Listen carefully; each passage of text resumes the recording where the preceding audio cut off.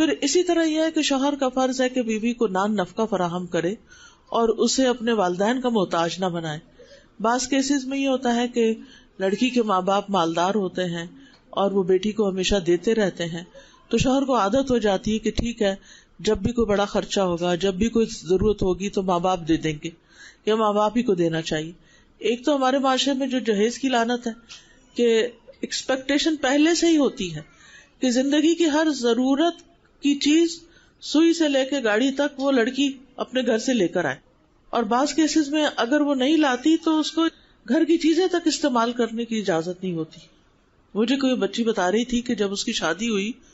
تو اس کے والدین نے کافی سامان دیا، لیکن سامان پیک تھا. ایسے ہوتا ہے نا کہ وہ سب کچھ بند ہوتا ہے. اب آپ آئے ہیں سسرال میں تو اب پہلے ہی دن تو سارا کچھ کھول کے نہیں بیٹھ جاتے، آہستہ آہستہ چیزیں نکلتی ہیں. تو کہتی کہ جو تکیا انہوں نے میرے لیے رکھا ہوا تھا وہ مجھے سوٹ نہیں کر رہا تھا، تو میں نے دوسرا تکیا لیا، تو انہوں نے اٹھا کے اس کو الماری پہ رکھ دیا کہ تم اپنا تکیا نکالو.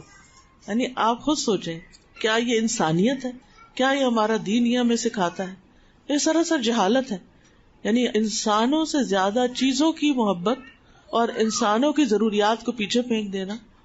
اور پھر برتن استعمال نہ کرنے دینا، جو میکے سے لائی ہو وہ کرو، اور اگر کسی چیز کا مطالبہ کرنا تو یہ کہنا تم کون سا میکے سے لائی ہو، ہر وقت اس چیز کے تانے دینا. آپ کو معلوم ہے کہ یہ اسلامی طور طریقہ نہیں ہے.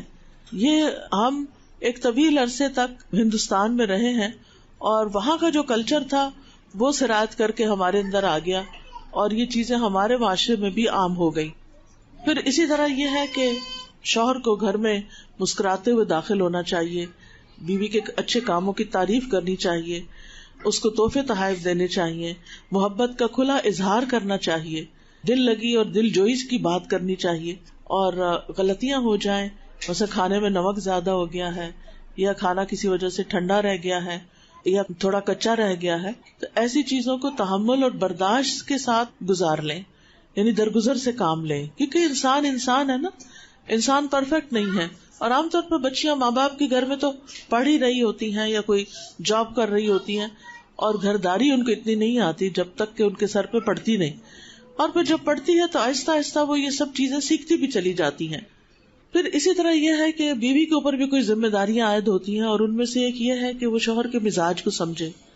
کہ میرا شوہر کن باتوں پہ خوش ہوتا ہے اور کن باتوں پہ ناراض ہوتا ہے، کیا چیز اس کو غصہ دلاتی ہے، اور اگر وہ غصے میں آ گیا ہے تو بیوی کو اس سے غصہ نہیں کرنا. دو لوگ بیک وقت غصہ نہ کریں.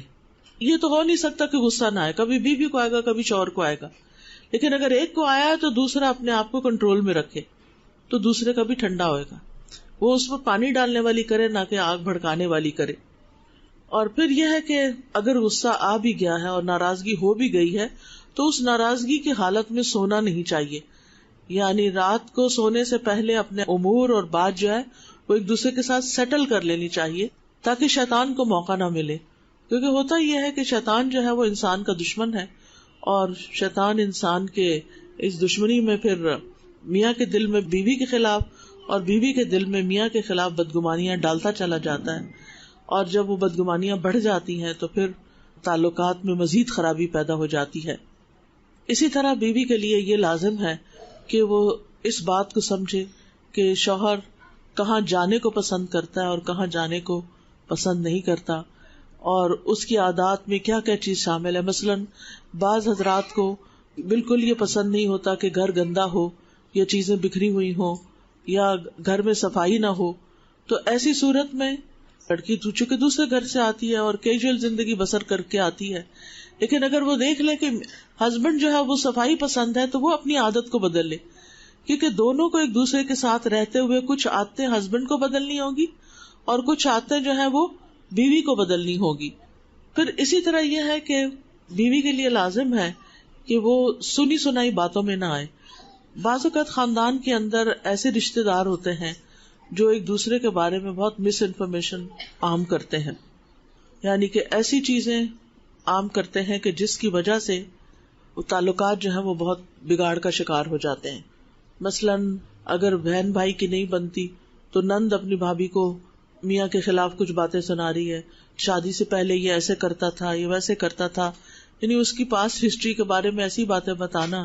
جس سے بیوی جو ہے وہ شوہر سے متنفر ہو جائے، ایک بہت بڑا جرم ہے.